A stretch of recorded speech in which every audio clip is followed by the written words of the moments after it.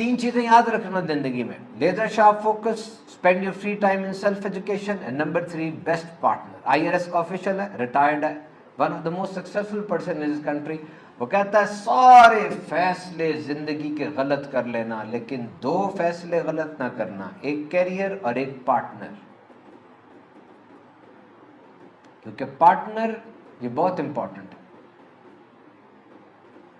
میری مسجد میں ایک بندہ آیا، آ کر کہتے اس طرح میری شادی ہونے والی ہے تو کچھ ٹپس وغیرہ دیں۔ بس نارمل لے رہا تھا، شادی کو نارمل لے رہا ہے، شادی کو نارمل لے رہا ہے، سب سے اب نارمل چیز ہی شادی ہے۔ میں نے کہا بیٹا تجھے پتا تیری زندگی میں کون ہونے والا ہے؟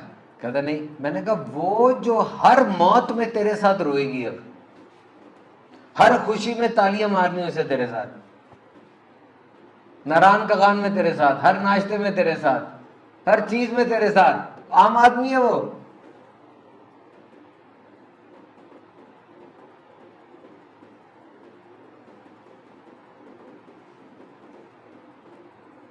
This is the decision which you have to make. Attention is the most generous form of generosity. It's most active form. یہ توجہ ہے نا، یہ سب سے بڑی سخاوت یہی ہے۔ آپ کسی کو توجہ دے لیں، اس سے بڑا احسان کوئی نہیں ہے اس کے اوپر۔ آپ یہاں بیٹھے ہیں، توجہ سے بات کریں، توجہ سے بات سنیں۔ When you pay attention, assumptions die. اب آپ کے مفروضے کچھ نہیں، کیونکہ آپ نے توجہ دے دی نا تو اب آپ کو سارا کچھ پتہ چل جائے گا اس کے بارے میں، چیزیں صحیح ہو جائیں گی۔ اٹینشن، جس کو میں نے لیزر شارپ فوکس کہا۔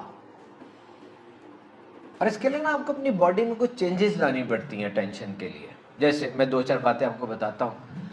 CIA کا ایک آفیشل ہے، اس کا پوڈ کاسٹ تھا، and it is one of the most enriching podcast for me. I will invite you, I will share with you, go and search it out. I don't know the name of that person, but he has shared some tips which I'm going to share with you.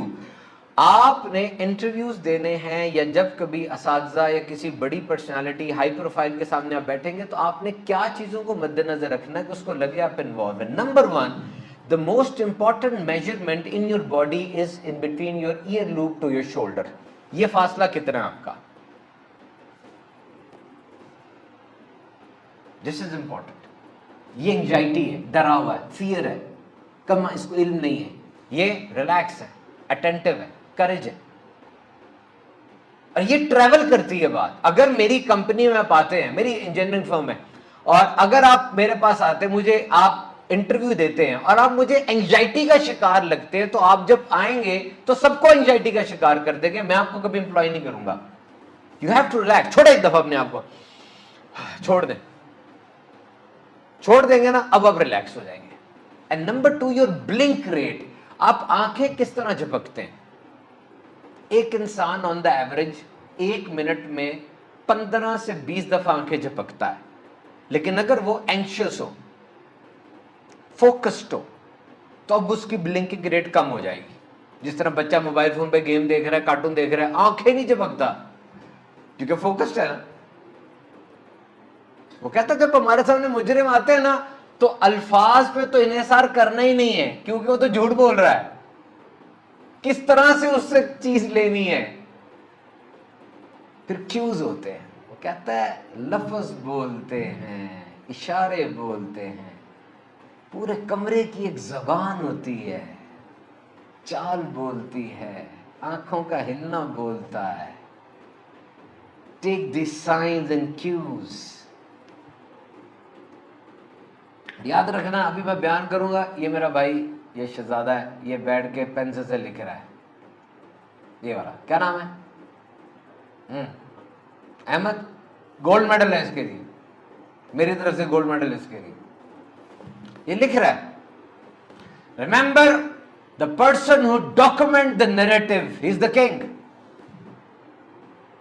اچھا، یہاں پر ایک اور چیز ہے، Norwegian institute of science and technology کی research ہے کہ اگر یہی احمد موبائل پہ لکھ رہا ہوتا، نوٹس بنا رہا ہوتا، میں اس کے اگینسٹ نہیں ہوں، وہ بھی ٹھیک ہے، ہو سکتا کوئی بات ایسی ہو، وہ عقل مند ترین آدمی ہوتا ہے جو کہ خزانے کو بچا کے رکھتا ہے، یہ بچا رہا ہے۔ میں نے اپنا یوٹیوب چینل چلانا ہے، میں نے فیس بک پیج بھی چلانا ہے، میرے تقریباً 3 ملین سے زیادہ فالوورز بنتے ہیں سارے سوشل میڈیا پر، मैंने पूरे पाकिस्तान में बयानात भी करने हैं, फैमिली को भी देखना है, कारोबार भी है, चैनल पर भी आता हूं मैं। अब मुझे बताएं कितनी बातें आती रहती होंगी मेरे जहन में ना, एक हाईवे चल रही है तो आने वाली हर बात को लिखना और बचाना और किस जगह पे आर्काइव करना, ये कितना जरूरी है। Norwegian institute of science and technology के मुताबिक नौजवान को, खास तौर पे जेन जी को, पेन और कॉपी से अपना रिश्ता नहीं तोड़ना चाहिए। उनके मुताबिक डॉक्यूमेंटरी रिसर्च मेरे पास।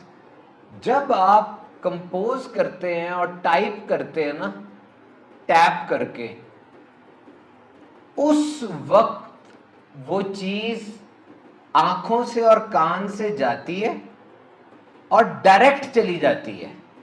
जैसे पानी गया और निकल गया, कोई बीच में नहीं कुछ होता, डायरेक्ट निकल गई, खोखली।